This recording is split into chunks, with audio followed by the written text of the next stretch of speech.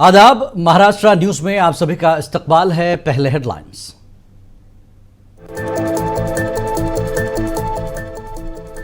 मुंबई हमले केस में हिंदुस्तान को मिली बड़ी कामयाबी। मुजरिम तहव्वुर राना को हिंदुस्तान के हवाले करने की अमेरिकी सुप्रीम कोर्ट ने दी इजाजत।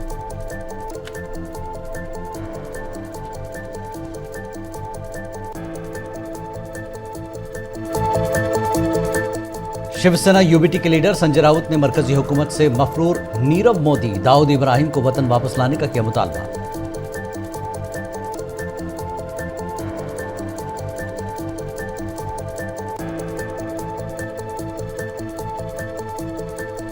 डाउस में महाराष्ट्र के लिए तकरीबन 15 लाख करोड़ की सरमायाकारी के दावे पर अपोजिशन की तनकीद। उदय सामंत ने कहा, शुबहात की कोई गुंजाइश नहीं।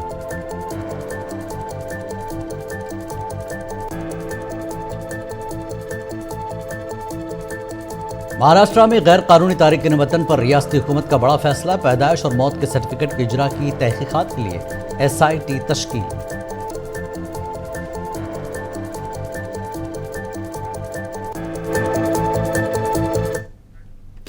और खबरें तफसील से। अमेरिकी सुप्रीम कोर्ट ने 26/11 मुंबई हमलों के मुजरिम तहव्वुर राना को हिंदुस्तान के हवाले करने की मंजूरी दे दी। अदालत ने इस केस में उनकी सजा के खिलाफ नजरसानी की दरख्वास्त मुस्तरद कर दी है।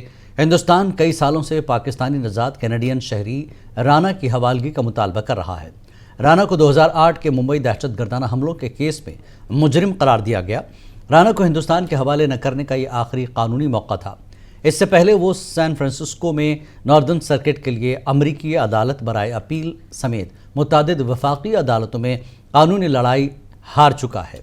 13 नवंबर को तहव्वुर राना ने अमेरिकी सुप्रीम कोर्ट में दरख्वास्त दायर की थी, तहम अमेरिकी सुप्रीम कोर्ट ने उसे मुस्तरद कर दिया। सुप्रीम कोर्ट ने कहा कि दरख्वास्त काबिल कबूल नहीं है। राना इस वक्त लॉस एंजलिस के मेट्रोपॉलिटन मरकज़ में ज़ेर हिरासत है। अमेरिकी अदालत ने अब हवालगी की मंजूरी दे दी है। FBI ने राना को 2009 में शिकागो से गिरफ्तार किया था। पाकिस्तानी नजात कैनेडियन बिजनेसमैन तहव्वुर राना को अब जल्द हिंदुस्तान लाया जाएगा। सीनियर वकील उज्ज्वल निकम ने मुंबई दहशतगर्दाना हमले के मुजरिम तहव्वुर राना को हिंदुस्तान के हवाले करने के अमेरिकी सुप्रीम कोर्ट के फैसले को हिंदुस्तान की बड़ी जीत करार दिया। उज्ज्वल निकम ने कहा कि अमेरिका ने तहव्वुर राना के दलाइल और दरख्वास्तों को कबूल नहीं किया। उन्होंने इस उम्मीद का इजहार किया कि ट्रंप हुकूमत मुंबई हमले के मुजरिम को फौरी तौर पर मुल्क हवाले करेगी।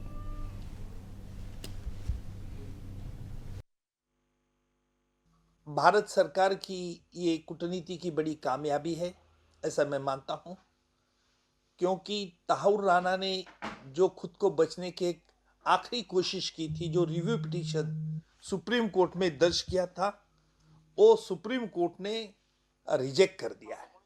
अमेरिकन एडमिनिस्ट्रेशन ने ये स्ट्रॉन्ग स्टैंड लिया था कि तहव्वुर राना ने जो रिव्यू पिटीशन में कारण कहा है कि उसे शिकागो कोर्ट ने उसी आरोप के अंदर उसको सजा फरमाई है और इसलिए भारत में उसे न सौंपा जाए, लेकिन वो स्टैंड अमेरिकन सरकार ने रिजेक्ट करके सुप्रीम कोर्ट को बता दी थी।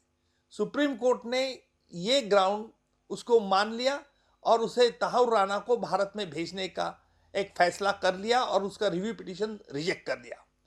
मैं ये बड़ी कामयाबी इसलिए मानता हूँ कि तहव्वुर राना का एक्सट्राडिशन होने के बाद कोई ऐसे सनसनी खुलासे आ सकते जिसके आधार पर पाकिस्तान के आर्मी के लोग जो लश्कर तोयबा ने आतंकवादी गुटों को मदद करते, उसके लिए एक बड़ा चाप रहेगा। तीसरी महत्व की बात यह है कि डेविड हेडली की गवाही मैंने बंबई के कोर्ट में ली थी और डेविड हेडली ने अपने गवाही में साफ साफ बताया था कि लश्कर तोयबा और ISI की किस तरह की साठगांठ है। वहीं एडवोकेट एजाज नकवी ने तहव्वुर राना की हिंदुस्तान हवालगी मामले पर तबसरा करते हुए कहा कि तहव्वुर राना हमले के पीछे फाइनेंस की सरगर्मियों में मुलविस रहा है। इस केस के एक और मुलजिम हेडली ने भी इंकशाफ किया कि तहव्वुर राना की कंपनियों से उसे रकम मिलती थी।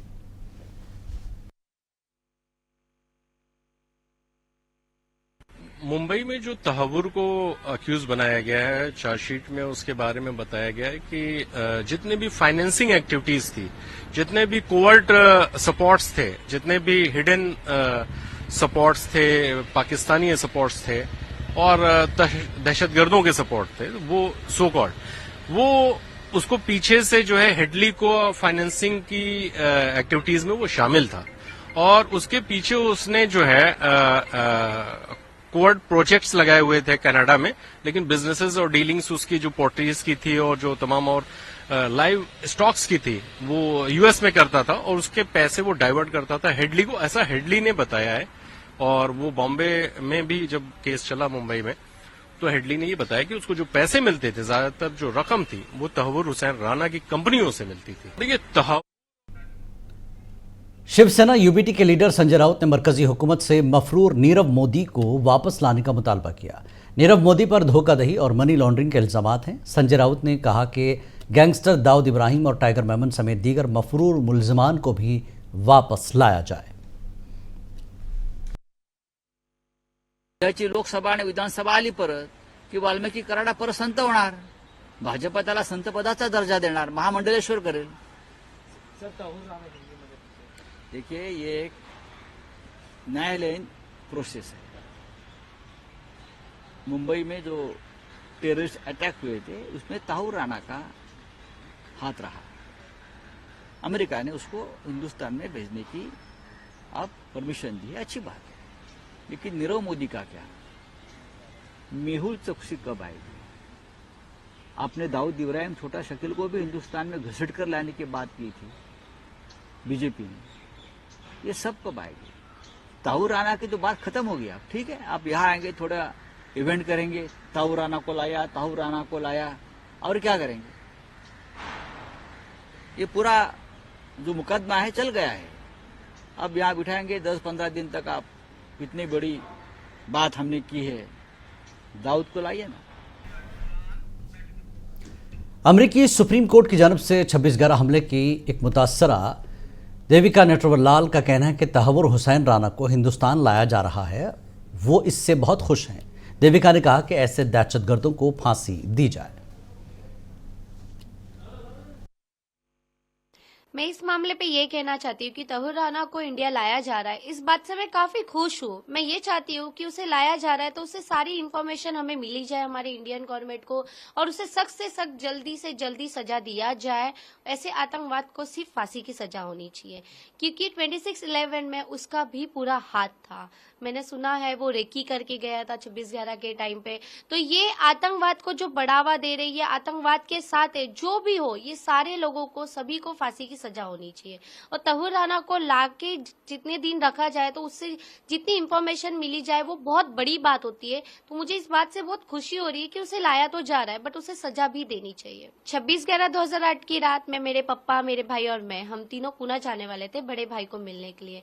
हम बैंड्रा से सीएसटी गए थे। सीएसटी में 12 और 13 नंबर प्लेटफॉर्म के सामने बैठे। उतने में मेरा भाई बोला मुझे टॉयलेट आया। पापा बोले तो टॉयलेट जाके आ जा, हम टिकट निकाल के जाएंगे। जैसे ही वो टॉयलेट को गया, अचानक से बॉम्ब स्फोट हुआ, गोली फायरिंग होने लगती है, लोग भाग रहे हैं। हमें कुछ समझ में नहीं आ रहा है कि आखिर यहाँ क्या हो रहा है। मैं देख रही हूँ किसी के भागते हुए, किसी के पैर से खून निकल रहा है, तो किसी के हाथ, तो किसी के सर पे। मैं क्वेश्चन मांगती कि आखिर यहाँ सब क्या चल रहा है। तब मेरी उम्र 9 साल 11 महीने की थी। तभी मैं एक शख्स को देखती हूँ जिसके हाथ में बड़ी सी गन है और वो अंधाधुंध गोली फायरिंग कर रहा है। उतने में एक गोली आके मुझे मेरे राइट पैर में लग जाती है। गोली लगने के बाद मैं बेहोश हो गई थी। वहां से मुझे सेंट जॉर्ज हॉस्पिटल लेके गए। सेंट जॉर्ज में काफी पेशेंट थे, डॉक्टर किसी को बेहोश कर पा रहे थे तो किसी को नहीं कर पा रहे थे। वो देख के मैं और डर गई। वहां से मुझे जेजे हॉस्पिटल शिफ्ट किए। जेजे हॉस्पिटल में करीबन मैं 1.5 महीना एडमिट रही। मेरा पैर का 6 ऑपरेशन किया गया। शिवसेना की लीडर शायना एनसी का कहना है कि तहव्वुर राणा की हिंदुस्तान हवालगी से मुताल्लिक अमेरिकी अदालत का फैसला हिंदुस्तान की जीत है। उन्होंने कहा कि तहव्वुर राणा ने मुल्क में अदम इस्तेहकाम की कोशिश की थी।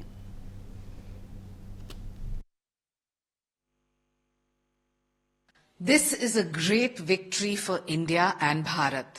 Tahvur Hussain Rana, who is indicted for his role in 26/11, is a victory for all those who suffered in the Mumbai attack. As this petition, as a writ, has been filed in 2024 November against the earlier order in court, that had ruled in favor of his extradition to India, and the document in petition is there. This only paves the way for his extradition and for the truth of all the perpetrators who were behind the 26/11 Mumbai attacks. डाउस में देवेंद्र फडणवीस ने महाराष्ट्र के लिए तकरीबन 15 लाख करोड़ की सरमायाकारी का दावा किया है, लेकिन शरद पवार का कहना है कि जिन कंपनियों ने महाराष्ट्र में सरमायाकारी का मुआहदा किया है वो ज़्यादातर हिंदुस्तानी हैं और कुछ महाराष्ट्र से हैं। एनसीपी महाराष्ट्र के सदर जयंत पाटिल ने ट्वीट किया और कहा कि ये सिर्फ पीआर है। सुप्रिया सुले ने जिंदाल और कल्याणी कंपनी के जरिए मुआहदे पर कहा कि जिंदाल देवेंद्र फडणवीस के घर से 3 मिनट की दूरी पर रहते हैं, फिर उन्हें डाउस में मुआहदे पर दस्तखत करने की क्या ज़रूरत थी। बीजेपी महाराष्ट्र के सदर चंद्रशेखर बावनकुले ने कहा कि तनकीद करने वालों की आंखों का चश्मा टूट गया है। मीडिया से बात करते हुए चंद्रशेखर बावनकुले ने कहा कि शरद पवार जैसे लीडर से इस तरह के बयान की तवक्को नहीं थी। नाही, महत्वाची गोष्ट की मी अजून वाट बघते मुख्यमंत्री याचे म्हणजे त्यांची प्रेस आली की आणि डिटेल्स करतील, पण बरेचसे असे आहेत करार, म्हणजे जे करार झाले त्याचं स्वागतच आहे। महाराष्ट्रात इन्व्हेस्टमेंट येणार असेल तर अर्थातच आम्ही त्याचं स्वागत करू, पण त्याचबरोबर बऱ्याचशा अशा इन्व्हेस्टमेंट्स आहेत ज्या भारतीय कंपन्यांच्याच आहेत। म्हणजे तुमच्या चॅनलवर मी सज्जन जिंदालांचा फोटो पाहिला, अमित कल्याणींचा फोटो पाहिला, असे बरेच भारतीय, म्हणजे सज्जन जिंदाल हे माननीय मुख्यमंत्र्यांच्या घरापासून 3ऱ्या मिनिटावर राहतात, 3 चालत 7 मिनिटं, गाडीने 3 मिनिटं। देखिए, जिनका चश्मा अभी टूट गया है, जनता ने चश्मा ही तोड़ दिया है देखने के लिए। तो जब चुनाव में, विधानसभा चुनाव में जब देखेंगे तो सारे उनके जितने भी डॉक्टर ने उनके चश्मे बना दिए थे वो सारे तोड़ दिए लोगों ने, और उनको दिखता नहीं अभी कुछ। अब नए चश्मे खरीदने पड़ेंगे। भाई, डावोस में एक हमारे लिए अभिमान की बात है, हमारे देश के लिए और महाराष्ट्र के लिए अभिमान की बात है कि 15.75 लाख करोड़ 15.75 लाख करोड़ के इन्वेस्टमेंट इस महाराष्ट्र में आ रही है। ये आज तक के डाउस से वापस आने वाले महाराष्ट्र के वजीर सनत उदय सामंत ने कहा कि जिसको भी डाउस में दस्तखतशुदा एमओयू पर शक है वो उनसे मिल सकता है और उसकी तफसीलात हासिल कर सकता है। अपोजिशन जमातों ने डाउस में महाराष्ट्र हुकूमत की तरफ से मिलने वाली सरमायाकारी पर सवाल उठाए हैं। उदय सामंत ने कहा कि वो खुद डाउस में मौजूद थे, इसलिए इस पर सवाल उठाना गलत है।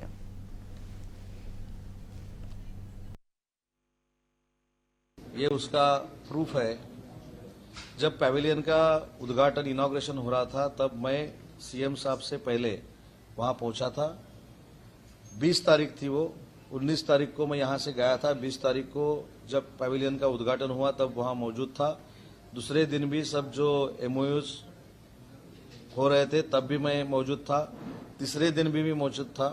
तीसरे दिन रात में मैं निकल के आया क्योंकि 23 तारीख को हिंदू हृदय सम्राट वंदनीय बाला साहब ठाकरे जी की जयंती थी और उसमें शामिल होना ही मेरी जिम्मेदारी थी और इसलिए मैं यहाँ आ गया था।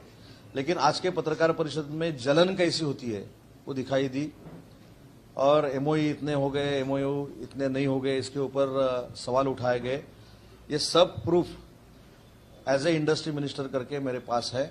मेरी विनती है सबसे, जो हमारे अपोजिशन लीडर है उनसे भी, उन्होंने भी कुछ ट्वीट किया था, अगर वो हमसे चाहते हैं कि इसका क्लैरिफिकेशन उनके सामने मीटिंग में किया जाए तो अगर उन्होंने लेटर दिया तो उनको बुला के एमओयू कितने हो गए, लैंड कौन सी दी गई है, कहां तक पिछले एमओयू का कंस्ट्रक्शन आ गया, इसकी सबकी इन्फॉर्मेशन हम उनको देंगे।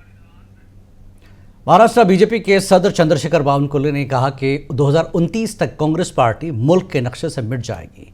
मीडिया से बात करते हुए बावनकुले ने कहा कि राहुल गांधी का जलसा अब सिर्फ गली के कोनों तक महदूद है।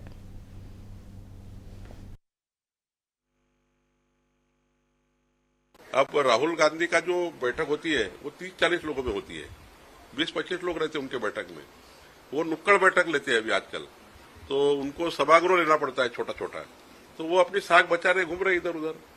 कांग्रेस पार्टी तो पूरे देश में कहाँ चली गई आपको तो मालूम है। महाराष्ट्र में तो कहीं उनका असर ही नहीं है। फिर हरियाणा भी आपने देखा, आगे आप दिल्ली भी देखेंगे, दिल्ली में भी सुपड़ा साफ है। कांग्रेस पार्टी 2029 तक इस महाराष्ट्र और देश के नक्शे से किंचित हो जाएगी। वंचित बहुजन अघाड़ी के सदर प्रकाश अंबेडकर ने अमरावती में किसानों के कर्ज मुआफी पर हुकूमत और किसानों पर सख्त रद्दमल जाहिर किया। उन्होंने कहा कि हुकूमत ने कर्ज मुआफी का वादा करके किसानों से वोट लिए और ज़मीनें खाली करवाईं। प्रकाश अंबेडकर ने कहा कि किसान बेवकूफ़ हैं क्योंकि उन्होंने बीजेपी को इख्तिदार में लाया। अब आप क्यों रो रहे हैं? आप जो खेत में बोएंगे वही उगेगा।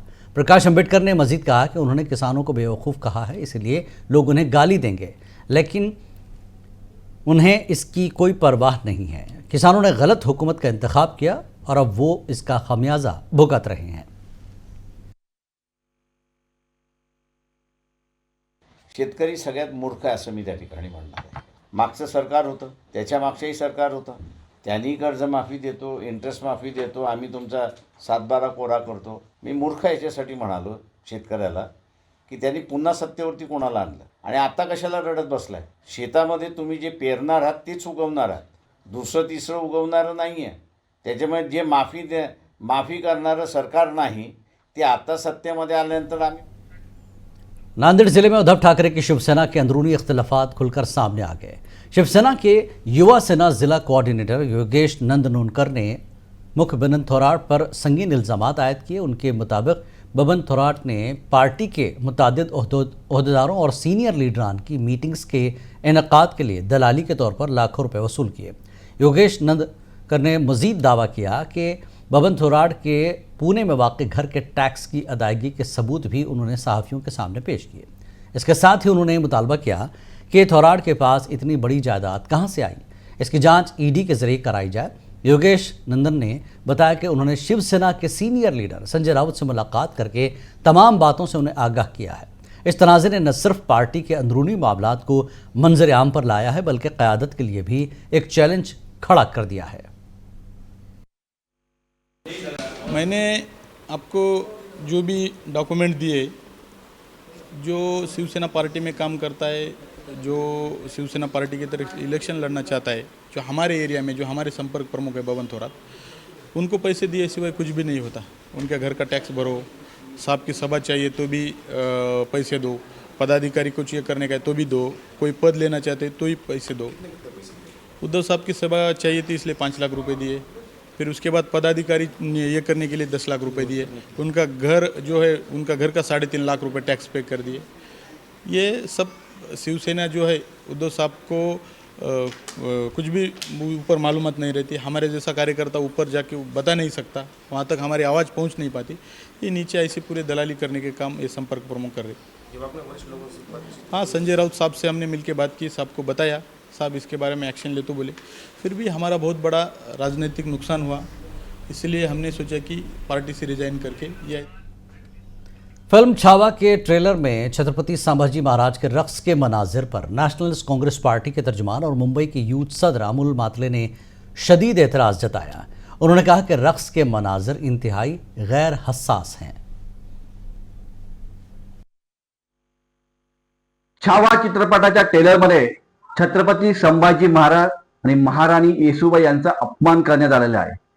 त्यांच्या नृत्याचे दृश्य अत्यंत खोटे आणि अपमानजनक आहे। हे फक्त सिनेमॅटिक लिबर्टी म्हणून माफ केले जाऊ शकत नाही। हे थोडं असं कृत्य इतिहासाच्या विरोधात आहे। आम्ही आपल्या सांस्कृतिक ठेव्याबद्दल अत्यंत आदर बाळगतो। लेझिम हे आपले अमूल्य सांस्कृतिक गहन आहे, त्यातील काही चुकीचं नाही। मात्र या गाण्यावर नृत्य करणे हे अत्यंत चुकीचं आहे। भंडारा ऑर्डिनेंस फैक्ट्री में धमाके की 3 रुकनी माहिरीन की कमेटी तहकीकात करेगी। इस धमाके में 8 मजदूरों की मौत हो गई और 5 शदीद झुलस गए। कमेटी इस बात की तहकीकात करेगी कि आया इसमें इंसानी या तकनीकी खराबियां थी। एक जख्मी शख्स ने कहा कि हमें पता नहीं चला कि यह धमाका किस वजह से हुआ। उन्होंने कहा कि धमाके के बाद इमारत की छत ऊपर गिर गई थी।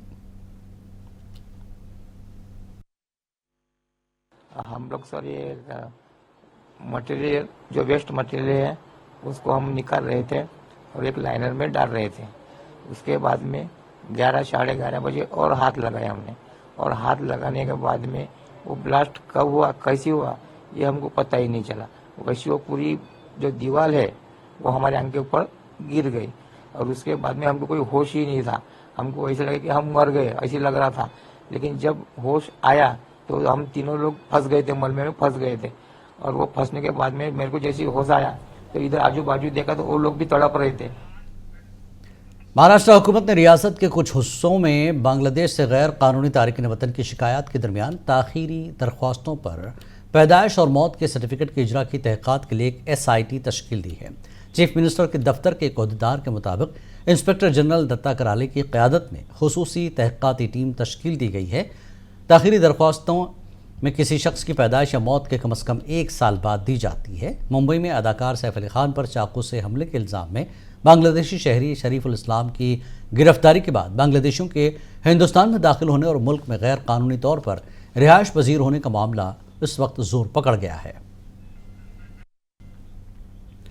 महाराष्ट्र के पुणे में एक पुरस्कार बीमारी सामने आई। अभी तक इस बीमारी की लपेट में 73 लोग आ चुके हैं। पुणे के 3 अस्पतालों ने इस सिलसिले में मकामी अफसरों को अलर्ट किया।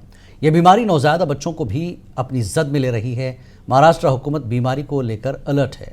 वहीं यह मामला मरकजी हुकूमत तक भी पहुंच चुका है।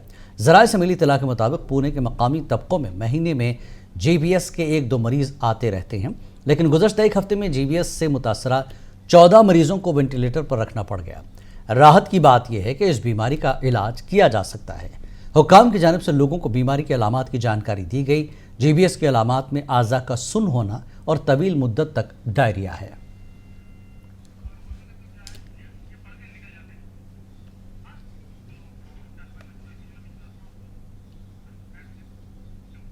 परभनी से मुंबई तक शुरू होने वाला लॉन्ग मार्च आज जालना शहर में दाखिल हो गया। ये लॉन्ग मार्च सोमनाथ सूर्यवंशी, संतोष देशमुख और विजय वकोड़े को इंसाफ दिलाने के लिए निकाला गया। इस लॉन्ग मार्च में मुजाहिरीन ने मुतालबा किया कि संतोष देशमुख के कातिलों को फांसी दी जाए। उन्होंने कहा कि इंसाफ मिलने तक ये लॉन्ग मार्च जारी रहेगा।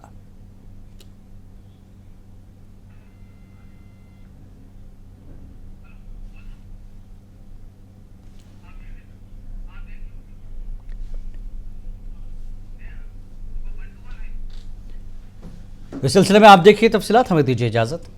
आदाब। परभनी से मुंबई तक निकला हुआ लॉन्ग मार्च आज जालना शहर में दाखिल हो चुका है। परभनी से यह लॉन्ग मार्च का निकला है। परभनी के सोमनाथ सूर्यवंशी, भीड़ के मसाजों के सरपंच संतोष देशमुख और विजय वाकोड़े इनको इंसाफ दिलाने के लिए यह लॉन्ग मार्च का आयोजन किया गया है। तकरीबन 120 किलोमीटर रास्ता तय करके यह लॉन्ग मार्च आज जालना शहर में दाखिल हुआ है।